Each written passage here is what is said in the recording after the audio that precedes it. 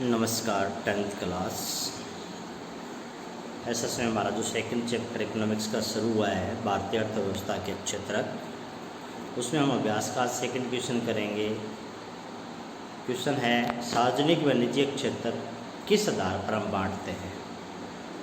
सार्वजनिक क्षेत्र हम कहते हैं जिसका मालिक सरकार होती है, निजी क्षेत्र जिसका स्वामी कोई निजी व्यक्ति या निजी समूह होता है। तो यानी कि उद्यम के स्वामित्व के आधार पर हम सार्वजनिक व निजी क्षेत्र को विभाजित करते हैं। एक वस्तु का अधिकांश प्राकृतिक प्रक्रिया से उत्पादन, प्राकृतिक संसाधनों से उत्पादन करना प्राथमिक क्रिया हमने शुरू में पढ़ी है। प्राकृतिक संसाधनों का प्रयोग करके उत्पादन करना प्राथमिक क्रिया होती है। किसी विशेष वर्ग में उत्पादित सभी अंतिम वस्तुएं, ये बात मैंने आपको कही थी, अंतिम वर्ड है ये बहुत ज़रूरी है। अंतिम शब्द लगाना बहुत ज़रूरी है क्योंकि दो प्रकार की वस्तुएं होती है, एक मध्यवर्ती वस्तु होती है, एक अंतिम वस्तु होती है। तो अंतिम वस्तु आएगा यहाँ पर।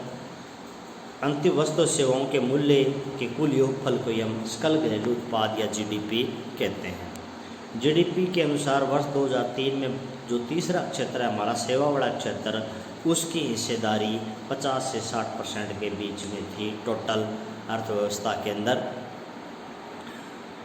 उसके बाद भारतीय कृषि की कुछ समस्याएं हैं, उनको हम दूर कैसे करें। जैसे असंचित भूमि है, भूमि की सिंचाई नहीं हो रही है, तो क्या उपाय है। नहर बनाई जाए, बांध बनाई जाए। फसलों का किसानों को कम मूल्य मिल रहा है, तो इसके लिए हमें सरकारी विपणन समिति, सरकार को अनाज खरीदना चाहिए, सरकार को किसानों की फसलें उचित दाम पर खरीदनी चाहिए। कर्ज ज़्यादा है तो बैंकों की व्यवस्था की जाए ताकि किसानों को कम ब्याज पर ऋण उपलब्ध करवाया जा सके। मंदी के समय रोजगार के लिए क्या करें, हमें कृषि पर आधारित उद्योग स्थापित किए जाए। कृषि पर आधारित उद्योग लगेंगे तो लोगों को रोजगार मिलेगा। कटाई के तुरंत बाद स्थानीय व्यापारियों को अपना अनाज बेचने के लिए मजबूरी, इसके लिए सरकार खदानों को खरीदें ताकि किसान को मजबूरी में स्थानीय व्यापारियों को अपना अनाज ना बेचना पड़े। उसके बाद असंगत की पहचान करनी है, जो मेल नहीं खाता है। पर्यटन निर्देशक, धोबी, दर्जी, कुम्हार, ये कहता है पर्यटन निर्देशक इन तीनों से मेल नहीं खा रहा है क्योंकि पर्यटन निर्देशक संगठित क्षेत्र में आता है, बाकी तीनों असंगठित क्षेत्र में आते हैं। इसलिए यानी कि पर्यटन निर्देशक इन तीनों से मेल नहीं खा रहा है। शिक्षक, डॉक्टर, सब्जी विक्रेता और वकील, यहाँ सब्जी विक्रेता क्यों? क्योंकि ये प्राथमिक क्षेत्र से जुड़ा हुआ है, क्योंकि ये भूमि से सब्जी पैदा करता है फिर उसको बेचता है, यानी कि जबकि अन्य तीनों सेवा वाले में आते हैं, तीसरा क्षेत्र में आते हैं। बाकी तीनों सब्जी विक्रेता, सब्जी उत्पन्न करने वाला व्यक्ति है, ये प्राथमिक क्षेत्र का है। डाकिया, चर्मकार, सैनिक और पुलिस कांस्टेबल, यह चर्मकार क्यों? क्योंकि ये कहता है कि बाकी जो तीनों हैं, डाकिया, सैनिक और पुलिस कांस्टेबल, ये तीनों सार्वजनिक क्षेत्र में आते हैं, सरकारी है। जबकि चर्मकार है वो निजी है, चमड़े का काम करने वाला, जूता बनाने वाला, वो तो निजी है। MTL भारतीय रेल सेवा, सहारा एयरलाइंस, ऑल इंडिया, इसमें सहारा एयरलाइंस है, ये निजी क्षेत्र की एयरलाइंस है, जबकि बाकी तीनों सरकारी हैं। उसके बाद ये आगे आप किताब में से तालिका पढ़ोगे, इस तालिका को पूरा आप तैयार करोगे। नीचे इसके क्वेश्चन दे रखे हैं, उन क्वेश्चनों के आप उत्तर दोगे, उसी पढ़कर उसी के अंदर से आपको उत्तर देने हैं। उसके बाद आगे है क्वेश्चन नंबर 6 हमारा, क्या आप मानते हैं कि आर्थिक गतिविधियों का प्राथमिक, द्वितीयक और तीसरे क्षेत्र में विभाजित करने का कोई उपयोग है। ये कहता है कि जो आर्थिक गतिविधियाँ हैं, जैसे कृषि है, कोई हल चलाता है, कोई फैक्ट्री में काम करता है, कोई डॉक्टर है, इनको हमने 3 भागों में बांटा है। किसान को हमने पहले भाग में किया है, उद्योग हम दूसरे क्षेत्र में लेते हैं, और सेवा वाले एक क्षेत्र हैं, डॉक्टर है, पुलिस है, अध्यापक है, इनको तीसरे क्षेत्र में लेते हैं। इसका बेनिफिट क्या है, ऐसे अलग अलग क्षेत्रों में बांटने का फ़ायदा क्या है। ये कहता है कि प्रतिदिन हम देखते हैं कि कोई किसान हल चलाता है, धोबी कपड़े धोता है, अध्यापक स्कूल में पढ़ाता है, डॉक्टर रोगियों का उपचार करता है, कोई बैंक में जाता है, कोई फैक्ट्री में जाता है। सारे लोग क्यों जाते हैं? आमदनी, आय प्राप्त करने के लिए। सभी लोग काम करके आय अर्जित करने की कोशिश करते हैं। तो जिस क्रिया को करने से आय होती है ना, वो आर्थिक क्रिया कहलाती है। जो क्रिया करने से आय प्राप्त होती है वो आर्थिक क्रिया कहलाती है।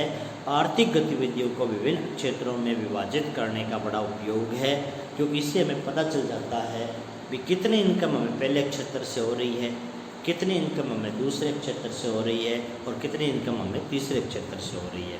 इससे इसका महत्व स्पष्ट हो जाता है। दूसरा क्या कह रहा है?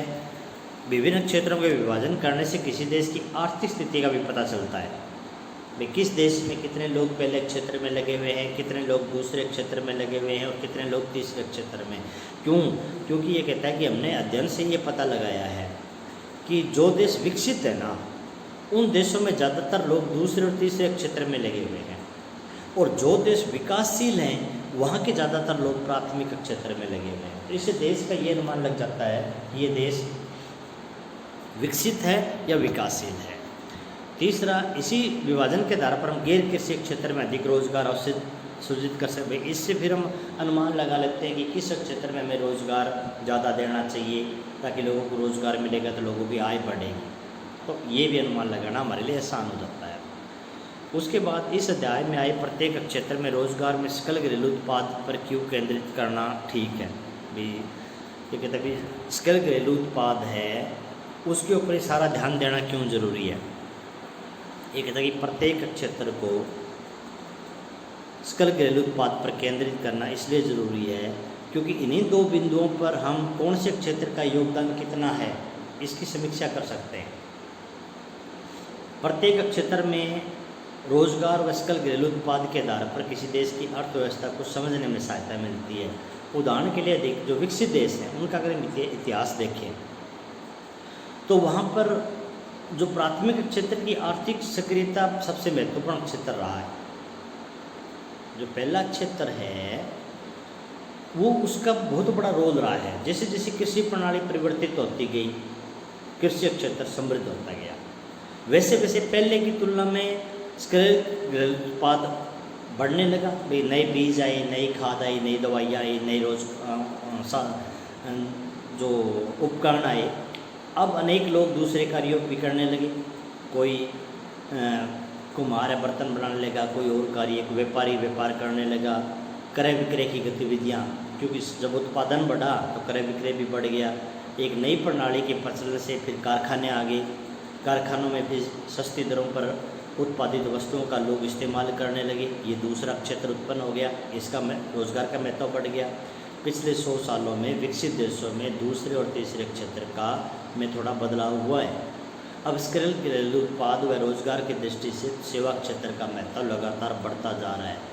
भारत में तीनों क्षेत्रों में सकल घरेलू उत्पाद का पैटर्न है वो विकसित देशों के अनुरूप है, परंतु रोजगार के पैटर्न में विकसित देशों जैसा बदलाव अभी तक नहीं हो पा रहा है। यही कारण है कि हम विकासशील श्रेणी में आते हैं। जो देश दूसरे और तीसरे क्षेत्र में ज़्यादा योगदान दे रहे हैं वो देश विकसित श्रेणी में आते हैं। उसके बाद ये कहता है कि अपनी जीविका कमाने के लिए आपके आसपास लोग अलग अलग काम में लगे रहते हैं, तो इनमें से मैं वो अलग करने भी कौन से लोग इसमें प्राथमिक में लगे हुए हैं, कौन से द्वितीयक में हैं। जैसे प्राथमिक में इसमें सब्जी उत्पादन है, किसान है, ज़मींदार है, ये प्राथमिक में आएगा। दूसरे में फैक्ट्रियों में लगा हुआ श्रमिक है, फैक्ट्री का मालिक है, ये दूसरे में आएगा। तीसरे में अध्यापक, डॉक्टर, इलेक्ट्रीशियन, दुकानदार। उसके बाद संगठित सरकारी में कौन से आएंगे, डॉक्टर है, अभियंता है, वकील है। असंगठित में कौन सा है, सरकारी कौन से हैं, निजी कौन से हैं। इस आधार पर इनको हमने अलग अलग डिवाइड किया है। तो ये 8 तक आप क्वेश्चन सभी अच्छे ढंग से याद करोगे और आपको लिखने का काम है वो आप क्वेश्चन नंबर 3 और क्वेश्चन नंबर 4 दोनों क्वेश्चन आप राइट करोगे। ये लिखने का काम है। बाकी पूरा लेसन आप अच्छे ढंग से जितना काम करो है दोहराओगे। धन्यवाद।